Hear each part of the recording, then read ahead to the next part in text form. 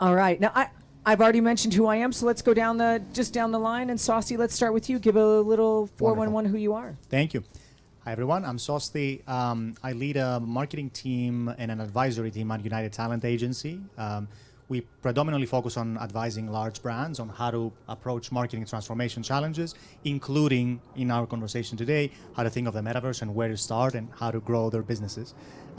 As you mentioned, I led a marketing team at McDonald's for many years, so if you have any sort of McDonald's-specific questions, I'm happy to be sort of your conduit to the information of the background of the brand. Happy to be here. Thanks for having me. Lisa. Hi, I'm Lisa Yu. I'm a partner at Checkmate Crypto. We're an early stage Web3 fund focused on investing in everything from infrastructure to DAOs, NFTs, the metaverse, all things crypto, blockchain, and Web3 I touch. And I'm in the process of currently coaching a group of women to get more women into crypto investing and NFT investing, and also training corporates and executives on what is the metaverse? Like, what is all this Web3? How do we get involved? How can brands get in? So that's what I do. I invest and educate. Oh, Charlotte. You didn't just bring wine to the party. You brought so much. I did bring wine to the party. I always bring wine to the party. I was born and raised in a wine family in France and did pretty much everything I could to stay away from wine. I went to spirits, I went to cannabis, but it always called me back. And this time was very, very exciting because the team at Robert Mondavi Winery launched an NFT in December 15th. And there's very, very few of us who entered the space from the wine. It's scary. It's not something people do. So excited to talk to you about it and see how we can share all this good stuff together. Alex, food in the metaverse. I mean, it couldn't be more apropos to have you on our panel. Absolutely. We have been working in the origins of the metaverse for the last 7 years. We ran an XR studio for 5, and then we founded ModTech Labs in 2020. We are an automated platform that creates 3D content from photos and videos. So we are enabling realism for Web3 and metaverse and making it super simple so that anyone can do it.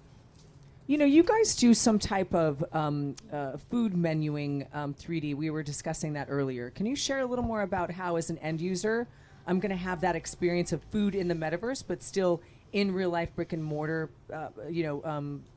patronage? Absolutely. So we have a project proposal out to Hard Rock Cafe, specifically surrounding digitizing their menu. So they have over 200 menu items every quarter that they rotate and change out. As a consumer, when you go into a restaurant and you have a very large menu, sometimes it's hard to choose, right? Photos are great, videos are better, but what about being able to project your plate onto the table and see what it looks like in augmented reality? That's an even more in-depth experience, more realism, more opportunity for people to really dig in and experience their food in their surroundings. Charlotte, in December, you guys did something very special at Robert Mondavi. Will you share that with us? We did. We had a lot of fun. We had no idea we would be sitting here talking about an NFT. We started the conversation with the Bernardo house, which is a high luxury porcelain house in France. And really what we were interested in the beginning was to age wine in a light-proof container. So porcelain light-proof, aged side by side with glass for 30 years and see what happens, right? That's kind of what we do in the wine world. And then we also got very interested about adding authentication devices to our high-end wines. So we estimate as an industry about 30% of high-end wines being counterfeit. Obviously, we don't have hard numbers because they're counterfeit. And many of us put authentication tags on our products so you can verify that they're authentic. At the same time, in another year, we're hearing all the buzz about NFT. And at that time, you know, it's this idea of image versus, you know, ownership of digital art. And we're thinking, well, this is not quite what we see. What we see is really truly ownership and authentication. So there we are. We launched in December. It's an incredibly seductive project. It's the top ends from our Tocolon vineyards in the heart of Napa Valley, and seen through the lenses of 3 different winemakers. One is Cab Franc driven, an incredibly seductive, very, very sexy wine. The other one from Andy is almost made like a Swiss watch with such intense precision. And the last one is kind of like a stallion. It's 100% cab. And you can see how this is going to mature over the years. So very, very sexy project. Definitely a collector's item, whether you're in wine or luxury. And last but not least, the generative art. That one was a big question mark for us. Like you, I'm in marketing, and marketers like to have control, right? We like to approve pretty pictures and make sure everything's going to the rails. And we worked with Clay Heaton, who's with us today. So take a minute and talk with them to really do something that was really relevant to that community when in Rome, right? So we're a winery, we're entering the crypto, the NFT communities. We know nothing about it. Like truly, we had great guys, great people holding our hands, but we knew nothing. So decided that we would work with Clay and have a unique image with every one of the bottles. So super excited. Come and check it out. It's still live, and we'd love to have you part of our community. Lisa, Charlotte brings up a good point. She talks about being able to market brands. And I know with your footprint, we're both on the same side of the fence. We're audience members when it comes to food. We're like, we will eat it. If it's good, invite me over, because I'm going to clean my plate and I'm going back in for seconds.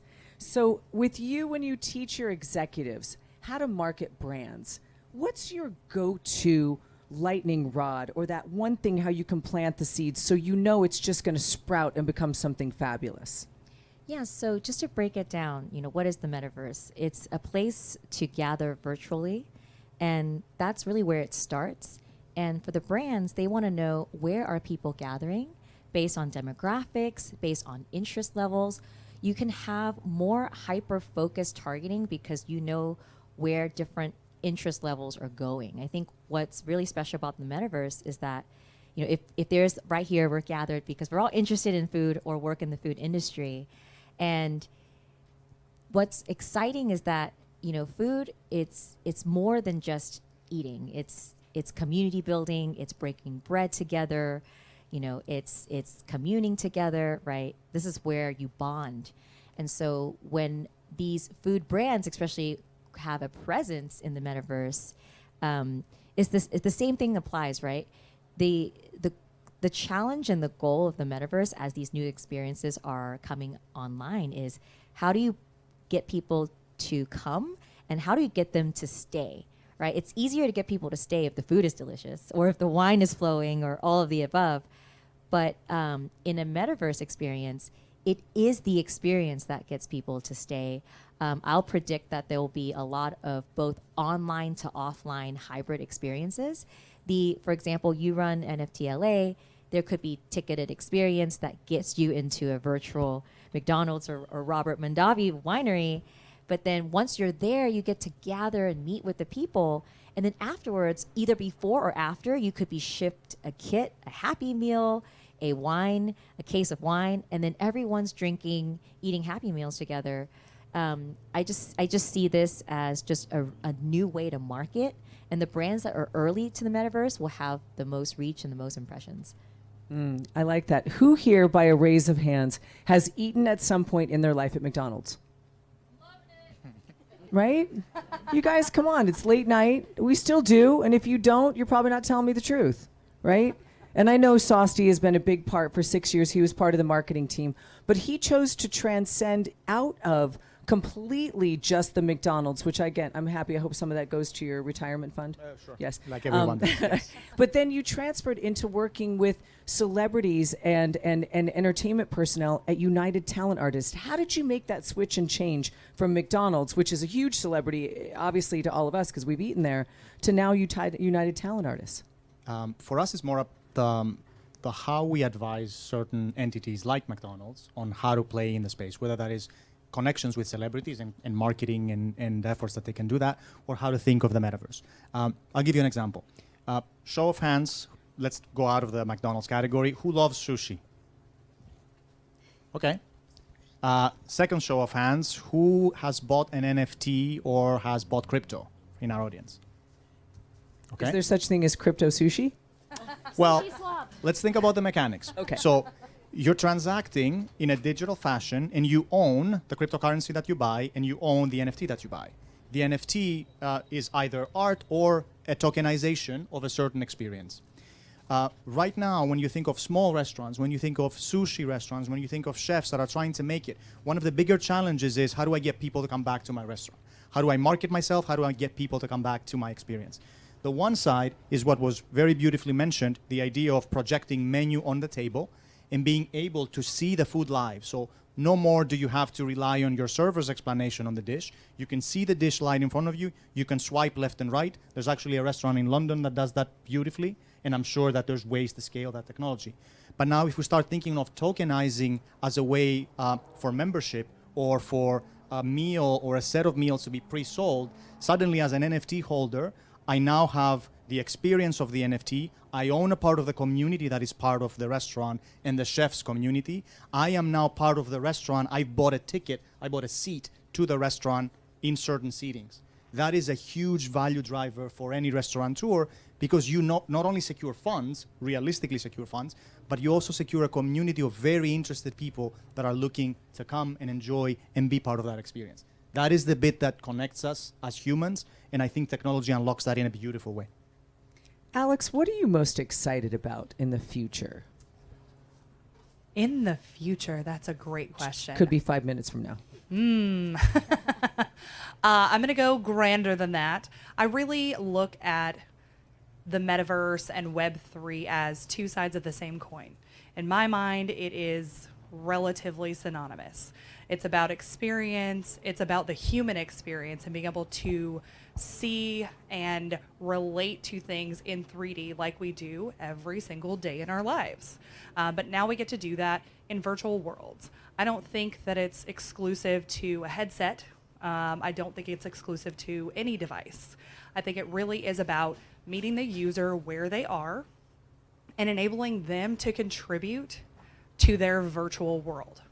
And so this is going to be a massive combination of things. It's going to be realism. It's going to be stylized like Roblox, like Mario. Everyone can have their own version, and it's going to be a combination of styles and things that make them happy and fulfill them as a person. And I'm looking forward to the day when it is so simple that anyone can build their own world to bring others in, create that community, and share it with them. I have friends from all over the globe, and I don't get to see all of them regularly. And I envision a day when I can design my own metaverse apartment and I can invite my friends over and we can all experience our virtual wine together and have a meal. And whether that is a physical and a digital experience, it will be, I think that would be fantastic. But it really is about combining that human love for each other and our everyday experiences. And that's what I think opens the world up. I think that human world love for each other is important when we start. Lisa, how do you make the decision in a startup to invest in someone or something? Yeah, so, I've been investing in tech for the last couple years, and I really look at 4 factors. Obviously, the team, who are the founders, what is their story, do they have grit and hustle? Did they overcome something significant to be able to start this business? I also look at the tech. Is there true technology? Because obviously I'm a tech investor. And is there an underlying technology that sets them up for success or gives them a moat and a competitive advantage compared to everyone else in the market? What is the TAM? What is the target addressable market? Is it large, right? Because in venture, we only invest if there is $1 billion opportunity north of $1 billion. So we don't typically invest in like lifestyle businesses or businesses that are shorter term. we are investing in the longer term. And so when you look at the team, the tech, the TAM, and lastly, the traction, what is the user base looking like? Are they attracting users, followers in the community? And that has actually been the biggest signal for crypto investing, is that, is there a community? Is there a spike of users? But also, are the users coming back? You know, is there retention? And this traction is very important. You know, in traditional both gaming and tech worlds, we track the DAU and the MAU, the daily active users and the monthly active users. And so I think another metric might be daily active conversations. You know, are people talking about these brands? Are they talking about the movement and the momentum? So I just made that up right on the spot. So feel free to tag me, hashtag. But yeah, I really think that that daily active conversation, like how many times is it being mentioned on Twitter, on Instagram, on these other social channels, in the metaverse, there'll be different conversations that are happening. So I'm really, those are kind of the things that I look for in the early stage. And then you kind of follow their journey and decide to invest accordingly. Charlotte, something has been brought up by Lisa, which is interesting. In the wine world, we traditionally know that it takes time, right? You want a nice grape. You want it to be all of the process that it needs to be. It's not just something pick and eat. It's definitely a timed scenario. So you want it to open up and have its life. Here in the NFT world, it's like a year and a second. So how do you at Robert Mondavi bridge the speed of light that NFTs and this whole metaverse space is, and then slow it down and bring it to connectivity over a glass of wine? Oh, we get that, the fast and slow. So the slow part is not even a year in the cycle of the vineyard. It's the business of aging wine we're in, right? We're tasting wines that are from 1979 vintage, and I really hope to have a chance to taste with you some of those wines and earlier vintages. So time, of course, and aging, time in the vine cycle. So we have vines on the Tocolon vineyard that are being planted in 1965, right? They've had time. They've had a lot of time. And then things just go incredibly fast. It's harvest. And you got to harvest before it's daylight. And you had to harvest between 3 and 5 a.m. in the morning. So slow and fast and slow and fast. So when we're thinking about the NFT world and what we're learning from all of you who are teaching us how it works and what matters to you, is that same thing. It's slow in the sense that we don't know what its duration is. So things are building itself up. The blocks are building one by one. And it's super fast because projects go and come and go and no. So it's the same dynamic, a completely different scale. Charlotte brings up a good point, Sosti. Consistency is king. It's very true. And actually, I would say even if you think of the idea of consistency in what you mentioned, there's two things that are happening that need to happen in a very orderly fashion for stuff to advance. On the one side is the process of aging wine, which is all about the science and the sort of meticulousness of exactly how you do it. And on the other side, how do you meet that with the technology and the advancements that are happening? We're thinking about virtual environments today as headset. But let's think about the experience beyond the headset. So there's immersive experiences that could happen in a room full of screens that feels like you're in it, as opposed to physically having to have something over your face. What does having wine with 10 friends in an immersive experience that feels like I'm sitting at the edge of a cliff in Santorini and I'm looking at the sunset and I'm sipping on a glass of wine? That is an experience that you would only get if you were to travel to Greece in this example. And being Greek, I might be a little biased on that one. But the idea is that we can recreate environments outside of just headset to now think of that evolution that is happening, that concept of the metaverse, as a true blending of the physical and the digital world, that it doesn't have to be isolating. You can still have community. You can still have human connection, share food, share a glass of wine. There's a lot of good things that are coming out of this. You bring up a very interesting point, Sosti, is you bring up the fact that there's the possibility that people are going to connect. And it might be the first time. And it might be mom and dad being a little upset with their child who's spending so much time in the metaverse. And they might say, "What are you doing? Get a real life." But you know what? That time in the metaverse for that person, that is their real life. That's their time that they're spending. That's the commitment that they're making to the world that they've created, that they've communed into. So as a I guess if you would say so much like an agent from United Talent Artists, how do you see transitioning that, which is our tactile world here, to the metaverse world, which is so important to so many people, when someone says to you, "Oh, well, get a life"? Yeah, it's a lot of our talent, the talent that we represent as a company, is obviously thinking of what is the next few years of who I am and the IP that I generate, whether that's a musician, an actor, whoever. It's very true what you said. For a younger demographic, being online and playing a game, spending time in a virtual world, that is time with friends. That is not I'm disconnecting from the real world and I'm just spending time on my computer. That is how they share connection. That is how they do things. And really being able to own a piece of that environment, which is what NFTs are, is truly the first breakthrough to now physically own something versus they're used to renting by in-app purchases, power-ups, and all that. So a lot of our talent is thinking, what are the experiences that I can co-create with either NFT artists, projects that are happening. You see a lot of the projects with celebrities being part of it, supporting it, not because it's a new thing and everybody wants to be in it, because they truly believe that that is the evolution of their personal brand, and hopefully being able to connect with a younger demographic for years and years to come.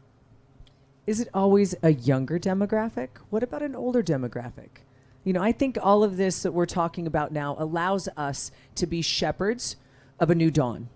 And it doesn't always speak to someone who's younger, who might adopt it a little easier, but it might also speak to someone who is a little older. Maybe during what happened over the past couple of years, they went into retirement unexpectedly, but they're still masters of their universe and they want to learn. And knowing that their favorite wine is Robert Mondavi, knowing that they want to share that with their girlfriend, but they ordered a special case that was delivered to their girlfriend's house that they can have, but they're going to meet in the Oculus or whatever form that happens to come, their girlfriend in the metaverse, and be able to share their bottle of wine or their glass of wine that they're having in their living room. It happens to be their kid's Oculus, perhaps.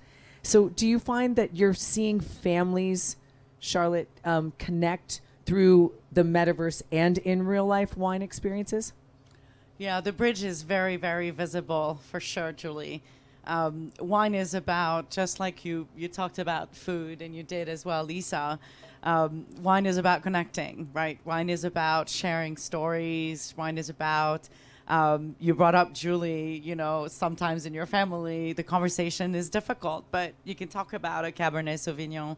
You can talk about what you're experiencing, smelling, tasting, right? So it's always been this bond, right? As long as wine has existed. So seeing the bridge in the metaverse is very easy, right? Very easy, and in seeing people having those connections virtually, in having people showing their wine collection. You got one of the Robert Mondavi winery NFTs. You want to show it in this environment, just like you're showing your Gucci shoes, right? So it really is about connecting for sure. So Alex, imagine I'm Grandma Julie, and you're going to share with me what today held for you. How would you tell Grandma Julie about your Mod Tech Labs 3D technology that's going to make a resonance with me? And I'm a cool grandma. I might be in my mid-70s if I was going to be a grandma. It really is about being able to contribute to a virtual world, a virtual environment, whether it is a digital frame, or you're on a computer, or you're in a headset, or you're on your phone. You want to feel in control, and you want to bring those most precious things with you, right? The metaverse, in my mind, isn't an escape from reality. It's an addition to reality. And so we get to bring things that are important to us. I've never been to Santorini yet. I'd love to go. Maybe I'll go in the metaverse before I get to go in person, right? What that means to me is, how do I bring my husband and my kids, and how does my daughter bring her favorite stuffed animal with her when we're traveling in the metaverse and that's the only thing that brings her comfort? It's all about bringing reality with you into these virtual spaces, but enhancing it. Think about Disneyland, right?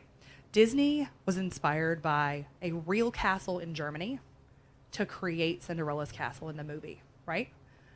That eventually translated into a human experience at Disneyland that is magical, right? This is what we have, and this is what we can do with the metaverse. We can bring fantasy to reality virtually. Lisa, wow. Alex set you up on this one. What's magical for you? Oh, wow. What's magical for me? I just envision the metaverse being a place where people will gather, imagine a dance party with 1 million people dancing to your favorite DJ. Like, that will be possible. Imagine everyone is watching a premiere of a movie. Imagine someone is being trained on public speaking in the virtual world before they have to get on stage, so they can feel more confident and not nervous. Imagine education on the metaverse, right? With the college debt increasing every year and inflation, and there might be ways where people can get real education on the metaverse and learn, and maybe even learn well in a gaming environment and real world virtual applications. You can see just families reuniting in the metaverse, right? You can see people co-creating. I think I'm really excited about people who can co-create experiences, whether it's movies or music or art, right? Imagine you're in a room in the metaverse and you can digitally paint, and then it's like, oh, these were the hands of all these people who collectively created this art. Like, there's just so many possibilities. It's really hard to name one. But that's just kind of to tease you all about the potential magical experiences. And really, the heart of it is the human connection. It's the community. It's the stories and the memories that will be created in the metaverse that I'm most excited about. Well, I look around the room here, and there's a few of us that are in here. There's quite a few of us that are in here. I invite everyone to certainly reach over as a virtual high five. And if you're sitting next to somebody you don't know, connect with them. Ask them for their socials. Find out, because in this room, you've got web developers, right? You've got marketing geeks. You have people who can help you with startups. You have got your entire tribe right here in this room at the Grit Daily House. I mean, it is pretty magical. One of my most exciting things thinking about United Talent Artist is I've been enamored with an artist that you recently signed called Diana Sinclair. She's a 17-year-old NFT artist, and she was part of the Whitney Houston drop of an unreleased Whitney Houston song at the age of 17 that was shelved, that had never been released commercially. And Diana Sinclair created, with the help of which is Quincy Jones Company, and released this NFT. And she's a 17-year-old woman who very similar to Whitney Houston, and had fire in the belly and made something happen. And knowing that she's an artist with United Talent Agency, how cool would it be, like Lisa says, I want to learn something in the metaverse, and maybe I want to learn it from one of your, I would love to name a couple of celebrities that are here, but I don't know which agency they're with. So if you were going to name like the one person that you'd like to learn something from that's one of your artists, what would it be? I'll flip that slightly, and I'll tell you why. Because I think the bigger angle here is the ability for musicians, for creators, for artists to really now command their destiny outside of the status that would get them a contract and would get them star and fame, which, by the way, that's always a path and will always be a path. That's why you have talent agencies. That's why a business exists. But the beauty of NFTs, especially in the music business, is that now you can command and say, I am an artist. I have a built-in community that believes in my talent, that likes what I'm putting out, and they have a vested interest in my success. So the idea of tokenizing royalties, the idea of a DAO, the idea of participatory sort of music development, it is a very different angle the moment you have the ability to do that as an NFT. And that opens up a ton of opportunity for young artists, for undiscovered talent, which traditionally they would spend years trying to do showcases to eventually get the attention of someone, to hopefully parlay that into a contract that would make them money at some point. Now that timeline is so much shortened, and it's a beautiful thing to see, because we all love creative expression, and if you want to do that for a living and that's your passion, there's absolutely should be a way to do it easily without having to be a grind for many, many years until you get to a status. I don't mind the grind. I quite like the grind. But I'll keep doing it, you know, because that makes me happy. Speaking of being happy, I know we're getting close to the end of our panel, and we really appreciate you giving us your attention and your energy and your focus. To give back, we'd each like to give you something that inspires us, that allows us to feel good, either when we wake up or go to sleep. So, Alex, I'm going to start with you. I have 2 tiny humans at home. They are both fierce, sassy little ladies. And honestly, I went into startup land not being really that knowledgeable about technology. My background is in interior design and construction technology, but it was really like kind of sideline for me. I did, some visualization, but coming into, emerging technology, augmented reality, virtual reality in its early days, and then now transitioning into Metaverse, Web3, et cetera, it's all about opportunity and learning, and I want to continue doing that for my kids. So they inspire me every day. I like that. Charlotte, what inspires you? An inspiring sentence or two. Connecting. I think of myself as a bridge builder. So if there's anything I know that you want to learn, if you want to learn about wine, if you're a marketer and you want to launch an NFT and you don't know where to start, right? Get in touch with me on LinkedIn, on Instagram, but let's connect. And I would really like for every one of you around this room or behind your screen to just go out and enjoy a glass of wine and connect with someone and build bridges as well. So that's what really inspires me. Lisa, what inspires you? What inspires me is teaching and coaching and bringing people into the fold who might have been marginalized or left out of conversations, which is why I'm so passionate about bringing women and underrepresented groups into Web3. Sosti, do you have a saying you live by? I do. Community would be very important for me, and I feel that we have the ability and true connectivity that comes through community. We've all been isolated to some degree over the last couple years. There's definitely a sense for human connection.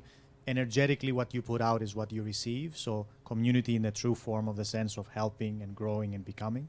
And I think technology can power that up in a very different way, but it still starts with this and the connection with people. So it's very nice to see a large crowd for us here, to see folks that are gathered, and hope to continue doing this. Believe, connect, share, give.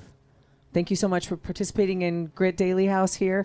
Make sure you tag us in your socials. Thank you so much, Jordan, for having us here. We really appreciate you giving us the opportunity to share.